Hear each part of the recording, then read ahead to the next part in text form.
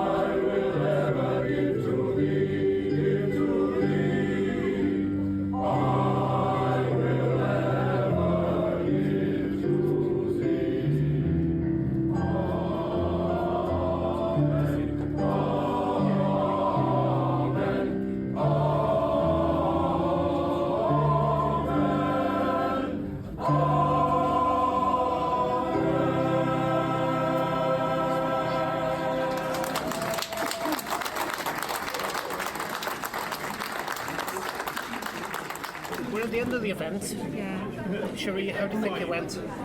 I think it's gone amazing. From my point of view, I'm overjoyed really, because it has been hard work organising it all, but to see the benefit to the people over here, and there was never any quiet. Everybody was just talking, and they're still talking now. Yeah. And we are now, half hour after the event is actually finished. Yeah, absolutely. Yeah, absolutely. So it's been amazing to see all these men come together, and some of the women as well, but especially with the choir kind of topping it off. Like, I feel as if I got the recipe right. I feel as if by having like statutory service, charity, statutory, and even thinking down to mix of community and stuff. Yeah, absolutely. For those to link in with each other. Yeah, absolutely. That's a twofold thing, isn't it? At the end of the day, is understanding what everybody's doing and where they kind of, where everything ties in. So I think it's been good. Really good. So the final question, I suppose, would be, when we doing it again? I'd love this to be an annual event. I really would. And I think for me, we've tried it now with all the kinds of different agencies. We want maybe some like trainers out there as well to come in, because for me personally, what I believe is, the trainers that are going out delivering like mental health stuff, they need to know about these agencies as well, so that when they're out facilitating, they can kind of spread that into their training. Like a lot of the times I will, I'll say, well, this does that, and this link up with them. Connecting the dots, isn't it? Yeah. Sheree, I think like I said on behalf of many of the organisations here tonight, it's been an incredible event. So thank you. Thank you. No, that's brilliant. Thank you for that. It's great.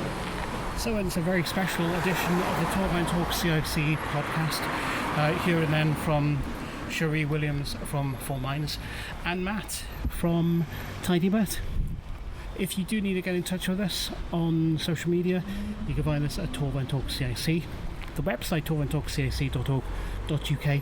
Not forgetting, find us and send us a message and be part of this podcast on WhatsApp. If you'd like to be involved in the podcast, please message or voice note on WhatsApp. Our number is 07851 138 610. This is a podcast from Torfaen Talks CIC.